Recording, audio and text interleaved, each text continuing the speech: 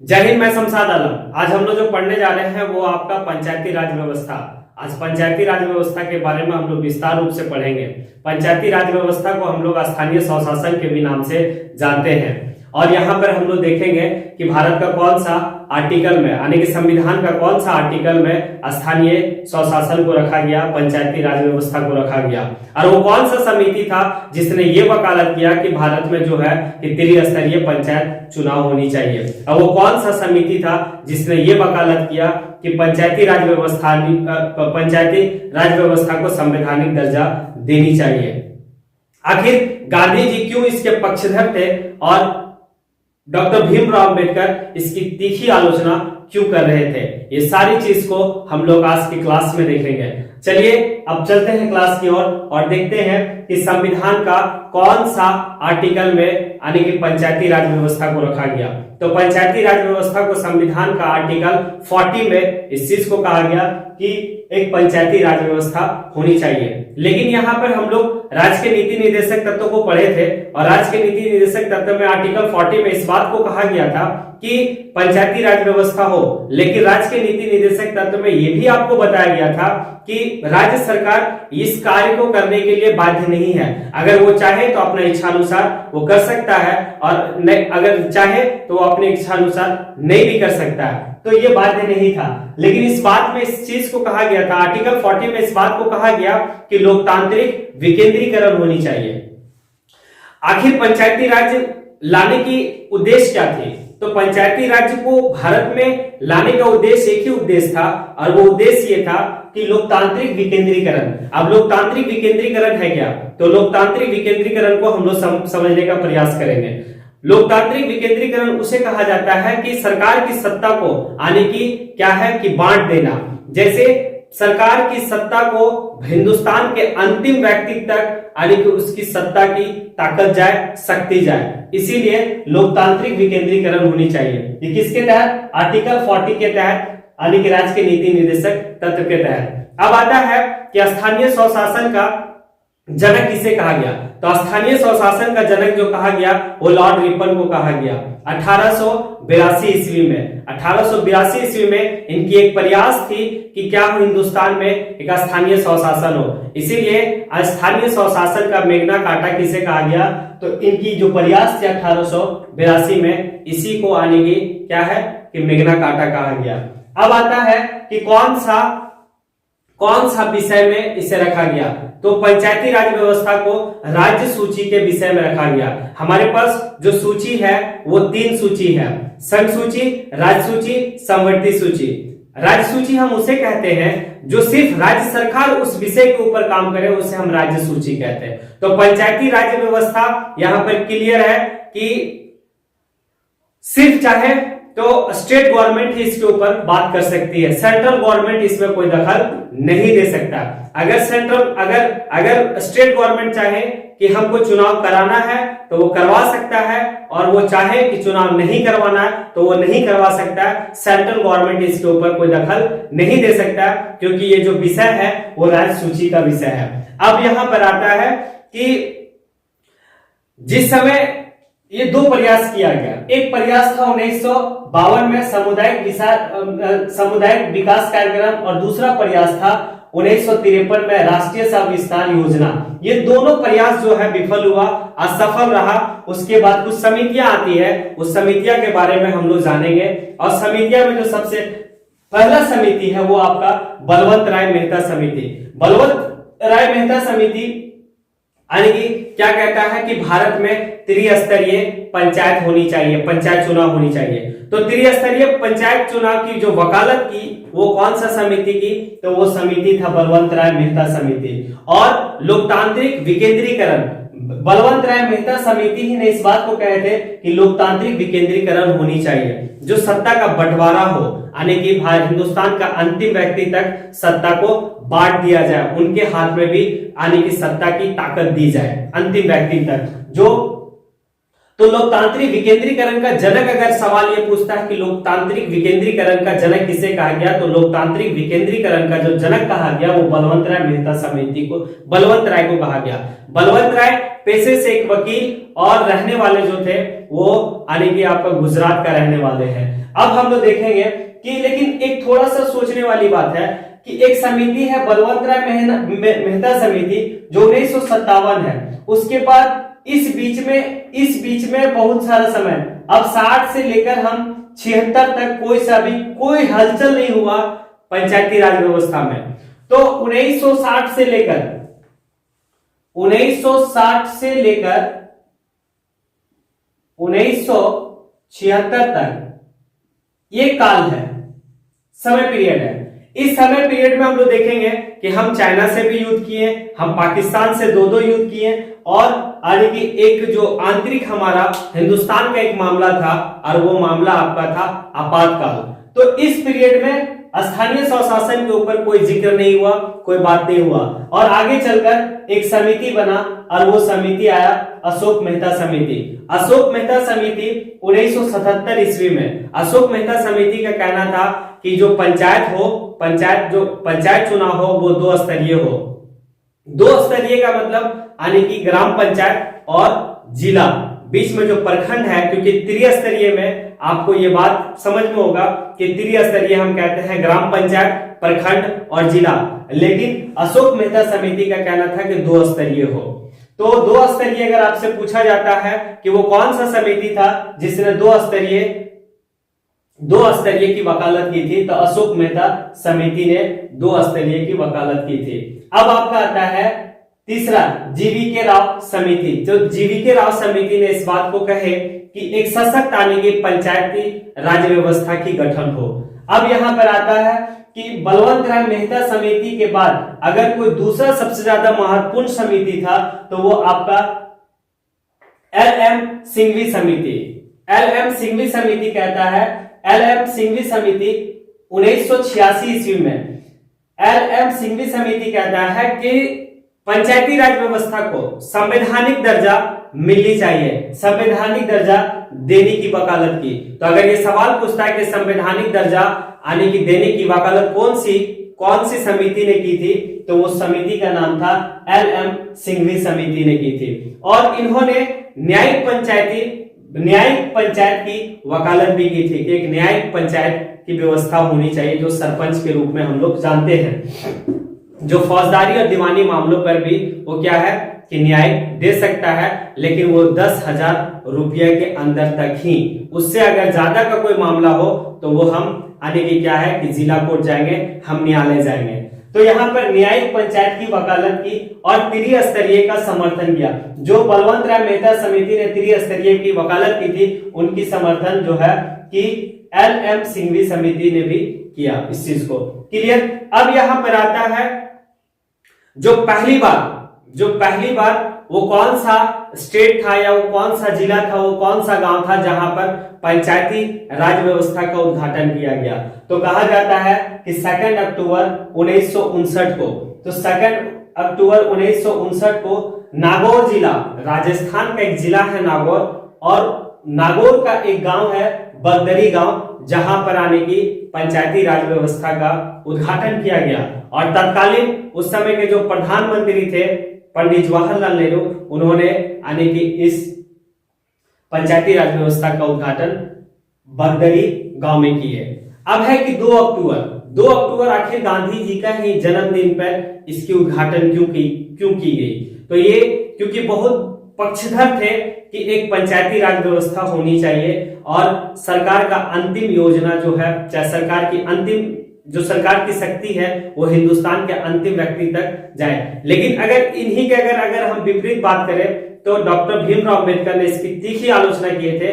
वो इसलिए तीखी आलोचना कर रहे थे क्योंकि उन्हें पता था कि अगर इस वक्त में अगर डीपीएसपी में अगर राज्य के नीति निदेशक तत्व से अगर हटाकर अगर इसे मौलिक अधिकार या संवैधानिक दर्जा दे दिया गया होता इस पीरियड में, हिंदुस्तान आजाद होने के बाद तुरंत अगर दे दिया गया होता तो क्या होता? क्योंकि पहले सामाजिक उत्थान होनी चाहिए, क्योंकि जो दबले कुचे लोग थे उनके पास चुनाव लड़ने की कुछ व्यवस्था नहीं थी, उनके पास उतनी औकात नहीं थी कि वो चुनाव लड़ते। इसीलिए हमेशा वहां पर क्या होता कि बाहुबली लोग क्या होते कि वो चुनाव जीत के जाते। इसीलिए वो तीखी आलोचना कर रहे थे। वो कह रहे थे पहले समाज का विकास हो, जो दबले कुचे और जो पीछे तबके के लोग हैं उन्हें पहले आगे लाया जाए, उसके बाद स्थानीय स्वशासन के ऊपर काम किया जाएगा। ये बात यहां तक समझ में आ गया होगा। तो अगर आपसे सवाल ये पूछता है कि वो पहला राज्य कौन सा है जिन्होंने इसकी उद्घाटन की थी, तो वो आपका आ जाएगा कि राजस्थान। और कौन सा जिला? नागौर जिला और गांव बगदेरी गांव। लेकिन अगर सवाल यहाँ ये पूछा जाए कि पहली बार यानी कि कौन सा राज्य था जो चुनाव करवाया था, इस संस्था के तहत चुनाव करवाया था, प्रदेश और आंध्र प्रदेश में इसका जो है कि पहली बार चुनाव किया गया। अब चलते हैं कि जो सिंघवी समिति ने संवैधानिक मान्यता देने, संवैधानिक दर्जा देने की जो वकालत की थी, तो अब हम लोग चलते हैं एक संविधान संशोधन, क्योंकि अब लगने लगा कि अब संविधान संशोधन करनी चाहिए और पंचायती राज व्यवस्था को क्या है कि संवैधानिक दर्जा देनी चाहिए। तो देखते हैं कि संविधान का वो कौन सा संविधान संशोधन था जिसके तहत पंचायती राज व्यवस्था को संवैधानिक दर्जा दिया गया। तो देखते हैं यहाँ पर ये है कि 73वां संविधान संशोधन 1992 में, तो 73वां संविधान संशोधन 1992 में होता है और लागू जो होता है, ये संविधान संशोधन जो लागू होता है वो 1993 में होता है और 24 अप्रैल को। तो इसीलिए 24 अप्रैल को हम लोग जो है क्या मनाते हैं? पंचायती दिवस के रूप में हम लोग मनाते हैं। तो यहाँ पर क्लियर है कि संविधान संशोधन कब हुआ? 1992 में, लेकिन लागू कब हुआ? 1993 में। तो यहाँ पर सवाल अगर ये पूछता है कि पंचायती दिवस कब मनाया जाता है, तो 24 अप्रैल को पंचायती दिवस मनाया जाता है। लागू कब हुआ? 1993 में। संशोधन कब हुआ? 1992 में। कौन सा संविधान संशोधन के तहत पंचायती राज व्यवस्था को संवैधानिक दर्जा दिया गया? तो संविधान संशोधन 73वां होगा। अब यहाँ पे कहता है कि 73वां संविधान संशोधन के तहत संवैधानिक दर्जा दिया गया। जब संवैधानिक दर्जा दिया गया तो यहाँ पर इस बात को स्पष्ट रूप से देख सकते हैं और आप लोग जान सकते हैं कि संविधान का भाग 9 में इसे जगह दिया गया, संविधान का भाग 9 में जगह दिया गया और अनुसूची 11वां अनुसूची में इसे रखा गया। तो 11वां अनुसूची जो रिलेटेड है वो किससे रिलेटेड है? पंचायती राज व्यवस्था से रिलेटेड है। अब कहता है कि अनुच्छेद 243 से 243 ओ तक। अब यहाँ पर क्लियर है कि 243 से 243 ओ तक, यानी कि ABCD वाला जो ओ है वो टोटल यानी कि आर्टिकल 16 आर्टिकल इसे दर्शाया गया। कुछ आर्टिकल को हम लोग देखेंगे क्लास में ही कि कौन कौन सा आर्टिकल में क्या क्या है, जैसे 43 का ए, 43 का ई, 43 का एफ, 43 का के में क्या कहा गया, 43 का जी में क्या कहा गया, इस चीज को हम लोग देखेंगे। अब कहता है कि 73वां संविधान संशोधन के तहत ही त्रिस्तरीय प्रणाली को मंजूरी दे दी गई। तो त्रिस्तरीय की वकालत किसने की थी? तो त्रिस्तरीय जो पंचायती राज व्यवस्था की जो वकालत की थी वो कौन सा समिति था? उस समिति का नाम था बलवंतराय मेहता समिति। तो इसको मंजूरी मिल गया। अब कहता है कि त्रिस्तरीय, कोई जरूरी नहीं कि त्रिस्तरीय यानी कि पंचायती राज व्यवस्था हो। कुछ ऐसे राज्य हैं जहां पर 2 स्तरीय पंचायती राज व्यवस्था, जिस राज्य का जनसंख्या 20 लाख से कम हो वहां पर 2 स्तरीय पंचायती राज व्यवस्था रहेगी। तो 2 स्तरीय पंचायती राज व्यवस्था कहां होगी? जिस राज्य की जनसंख्या 20 लाख से कम हो। अब कहता है सीटों का आरक्षण। तो सीटों का आरक्षण में इस बात को कहा गया कि महिलाओं को 1/3 कम से कम आपको देना ही होगा। अब राज्य सरकार के ऊपर है कि अगर आप पंचायत का चुनाव अपने राज्य में कराते हैं तो महिलाओं को 1/3 आपको देना होगा आरक्षण। अब क्या है कि 110वां संविधान संशोधन, जब महिला लोग काफी रुचि रखने लगी इस चुनाव में, तो 110वां संविधान संशोधन में महिलाओं को 1/2 यानी कि 50% आरक्षण दिया गया। और जो 50% आरक्षण जो सबसे पहला जो राज्य था वो राज्य का नाम है मध्य प्रदेश और दूसरा बिहार। यहाँ पर अब कहता है कि SC/ST को जनसंख्या के अनुपात का आरक्षण दी जाएगी। SC/ST को जनसंख्या के अनुपात के अनुसार आरक्षण दी जाएगी। तो ये आरक्षण से रिलेटेड था, सीटों का आरक्षण। अब आता है चुनाव निर्वाचन आयोग। अभी इस बात को कहा गया कि 243 से 243 ओ तक। तो अब कहता है कि चुनाव राज्य निर्वाचन आयोग, भारत में लोकसभा का चुनाव करवाना हो किसी राज्य में विधानसभा का चुनाव करवाना हो, राष्ट्रपति का चुनाव करवाना हो या फिर राज्यसभा का चुनाव करवाना हो, तो ये सारे चुनाव को करवाने के लिए जो आपका होता है वो आपका होता है राष्ट्रीय निर्वाचन आयोग, राष्ट्रीय सेंट्रल इलेक्शन कमीशन होता है। लेकिन अगर स्थानीय चुनाव की बात हो तो स्थानीय चुनाव की जब बात होगी तो वहां पर राज्य निर्वाचन आयोग होगा। इसका जो पद का नाम है राज्य निर्वाचन आयुक्त। इसमें क्या है कि 1 सदस्यीय टीम है, 1 सदस्यीय टीम। यहां पर ये कभी मन में नहीं सोचना है आपको कि यहां पर एक से अधिक होगा। 1 सदस्यीय यहां पर टीम है, क्योंकि वहां पर सेंट्रल निर्वाचन आयोग में, केंद्रीय निर्वाचन आयोग में 3 सदस्यीय की टीम होती है, तो राज्य निर्वाचन आयोग में 1 सदस्यीय की टीम होती है। अब कहता है कि यहां पर कि अगर किसी व्यक्ति को पंचायती राज व्यवस्था के हिसाब से अगर चुनाव लड़ना है तो उनकी उम्र कम से कम 21 साल होनी चाहिए। ये योग्यता में संविधान में ये योग्यता दिया गया है।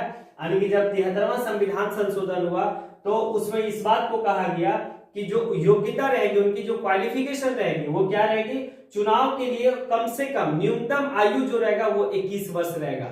बाकी अगर कोई सा भी अगर उस योग्यता में इंक्लूड करना है तो वो राज्य के विधानमंडल के ऊपर डिपेंड करता है। जैसे कुछ ऐसे राज्य हैं जहां पर आने की योग्यता में इस चीज को भी दर्शाया गया, शैक्षणिक योग्यता को भी दर्शा दिया गया, तो वो उस राज्य के विधानमंडल के ऊपर डिपेंड करता है कि वो इसके बाद। लेकिन संविधान में सिर्फ एक ही चीज लिखा हुआ उनकी योग्यता के हिसाब से, वो योग्यता है 21 वर्ष। कहता है कि वो व्यक्ति चुनाव जीत जाता है तो उसकी जो कार्यकाल होगी वो 5 वर्ष होगी। पंचायती राज व्यवस्था के हिसाब से अगर कोई व्यक्ति चुनाव जीत जाता है और चुनाव जीतता है तो उसकी कार्यकाल कितना वर्ष रहेगी, 5 वर्ष रहेगी। क्योंकि इससे पहले जिस समय 73वां संविधान संशोधन नहीं हुआ था उससे पहले कोई यहां पर कंफर्मेशन नहीं था। 2 साल का भी होता था, कोई राज्य 3 साल का रखता था, कोई राज्य 1 साल का रखता था। लेकिन जब 73वां जब इसे संवैधानिक दर्जा मिल गया तो अब 5 साल का प्रावधान हो गया कि 5 साल इसकी समय काल है, कार्यकाल 5 साल होती है। चुनाव के लिए 21 वर्ष के लिए। अब कहता है कि प्रत्येक 5 वर्ष पर राज्य वित्त आयोग का गठन किया जाएगा। प्रत्येक 5 वर्ष के बाद राज्य वित्त आयोग का गठन किया जाएगा। तो ये जो गठन करेंगे वो उस राज्य के जो राज्यपाल हो गए, गवर्नर हो गए, वो इस आने की प्रत्येक 5 वर्ष पर राज्य वित्त आयोग। तो राज्य वित्त आयोग का गठन कौन करेगा, तो राज्य वित्त आयोग का गठन आने उस राज्य का राज्यपाल करेगा, गवर्नर करेगा। इसी के तहत इस संस्था को, पंचायती राज व्यवस्था को पैसा मिलता है कि आपको इतना पैसा आने की इस वित्त आयोग के तहत दिया गया। अब हम लोग देखते हैं कि अब देखते त्रिस्तरीय पे हम बात करते हैं। एक स्तरीय, गांव स्तरीय, प्रखंड स्तरीय और जिला स्तरीय। त्रिस्तरीय, ये त्रिस्तरीय हो गया। अगर 2 स्तरीय होता तो प्रखंड को हटा देना होता, गांव और जिला ही रहता। अब कहता है कि गांव स्तरीय में ग्राम पंचायत का, अब ग्राम पंचायत, प्रखंड स्तर पर पंचायत समिति और जिला स्तर पर जिला परिषद। अब कहता है कि गांव में ग्राम पंचायत में मुखिया और उप मुखिया, प्रखंड में पंचायत समिति सदस्य, प्रमुख और उप प्रमुख, जिला परिषद में जिला परिषद अध्यक्ष और उपाध्यक्ष। अब यहां पर हम बात कर रहे हैं कि झारखंड में मुखिया का चुनाव प्रत्यक्ष रूप से होता है, बाकी सबका उप मुखिया का चुनाव अप्रत्यक्ष होता है, प्रमुख का चुनाव अप्रत्यक्ष होता है, उप प्रमुख का चुनाव अप्रत्यक्ष होता है, जिला परिषद का चुनाव अप्रत्यक्ष होता है, उपाध्यक्ष जिला परिषद का चुनाव अप्रत्यक्ष होता है। अप्रत्यक्ष और अप्रत्यक्ष क्या है, इस बात को आप क्लियर। जनता जिसको डायरेक्ट अपना मत देके चुनता है, जनता जिसको डायरेक्ट अपना मत देके चुनता है उसे हम यानी कि प्रत्यक्ष रूप से चुना हुआ व्यक्ति कहते हैं। तो प्रत्यक्ष रूप से झारखंड में मुखिया को चुना जाता है। बाकी जिला परिषद अगर प्रमुख है तो जितना पंचायत समिति सदस्य आने की चुनाव जीते हैं वो सारे मिल के प्रमुख को चुनेंगे और उप प्रमुख को चुनेंगे। अब जिला परिषद, तो जिला परिषद सदस्य जितने भी चुनाव जीते हैं वो सारे लोग मिलकर अध्यक्ष और उपाध्यक्ष को चुनेंगे। तो ये प्रत्यक्ष, हम जिसको चुने वो चुना ये सबको, तो ये अप्रत्यक्ष हो गया। लेकिन डायरेक्ट हम जिसको चुनते हैं वो प्रत्यक्ष है, तो डायरेक्ट हम लोग किसको चुनते हैं, मुखिया को चुनते हैं। क्लियर। अब यहां पर क्या है कि कोई जरूरी नहीं है कि मुखिया का भी चुनाव प्रत्यक्ष रूप से हो, क्योंकि पंजाब एक ऐसा राज्य है जहां पर मुखिया का भी चुनाव अप्रत्यक्ष रूप से हुआ है। तो ये राज्य विधानमंडल के ऊपर डिपेंड करता है कि वो प्रत्यक्ष रूप से करवाएगा या अप्रत्यक्ष रूप से करवाएगा, वो राज्य के विधानमंडल के ऊपर डिपेंड करता है। अब आता है कि जिस 21 वर्ष की हम बात कर रहे थे, चुनाव के लिए कितना वर्ष, 21 वर्ष, तो कहता है कि संविधान का आर्टिकल 243F में कहता है कि 21 वर्ष, तो 21 वर्ष आपका कम से कम उम्र होनी चाहिए, ये आपकी योग्यता। बाकी शेष योग्यता का निर्धारण जो है, निर्धारण का जिम्मेदारी जो है वो राज्य के विधानमंडल पे। जैसे कुछ राज्य हैं, जैसे राजस्थान में अगर 2 संतान से अगर ज्यादा गिनी का बच्चा है, वो पंचायत का चुनाव नहीं लड़ सकता। ये एक योग्यता ला दिया गया, लेकिन संविधान में एक ही योग्यता है, संविधान में वो 21 वर्ष वाला। बाकी योग्यता किसके ऊपर डिपेंड है, राज्य के विधानमंडल के ऊपर। तो राजस्थान में 2 संतान से अधिक अगर किसी का संतान है तो क्या होगा, वो पंचायत का चुनाव नहीं लड़ सकता है। और शैक्षणिक योग्यता भी राजस्थान ने इस चीज को लाया, शैक्षणिक योग्यता कि अगर जो व्यक्ति 10वां पास है वही मुखिया का चुनाव लड़ सकता है, सरपंच का चुनाव लड़ सकता है। तो ये हो सकता है, वहां का विधानमंडल के ऊपर डिपेंड करता है। अब कहता है कि 243E में क्या कहता है, 5 वर्ष कि इसके सदस्य का जो कार्यकाल होगा, गांव में, प्रखंड में, जिला में जितने भी सदस्य को हम चुने हैं, वो सदस्य का जो कार्यकाल होगा वो 5 वर्ष होगा। लेकिन 73वां संविधान संशोधन से पहले कोई वर्ष का फिक्स नहीं था कि भैया इतना साल होगा। जो राज्य सरकार जितना साल चाहता था उतना साल रख लेता था। झारखंड चाहता तो 2 साल रखता था, बिहार चाहता था तो 3 साल रखता था, उत्तर प्रदेश चाहता था तो 6 महीना रखता था, वो रख सकता था। लेकिन जब ये संवैधानिक दर्जा दे दिया गया तो अब आपको चुनाव करवाते हैं तो आप उनका जो समय काल रहेगा वो 5 साल रहेगा। अगर इस पीरियड में कोई इस्तीफा दे देता है तो ऐसे कंडीशन में 6 माह के अंदर में उसकी चुनाव करवा देनी है। अगर कोई सदस्य अगर वो इस्तीफा दे देता है या उसकी देहांत हो जाती है तो ऐसे कंडीशन में क्या है, उन 6 महीने के अंदर में वहां पर चुनाव करवा देना होगा। अब कहता है 243G, क्योंकि हम यहां पर बात किए थे 243 से 243O तक, तो यहां पर हम G की बात कर रहे हैं।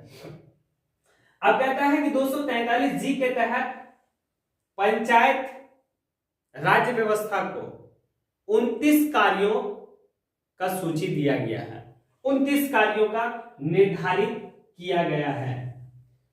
243G के तहत 29 कार्यों का निर्धारित किया गया। अब 29 कार्य है, 30वां कार्य नहीं है।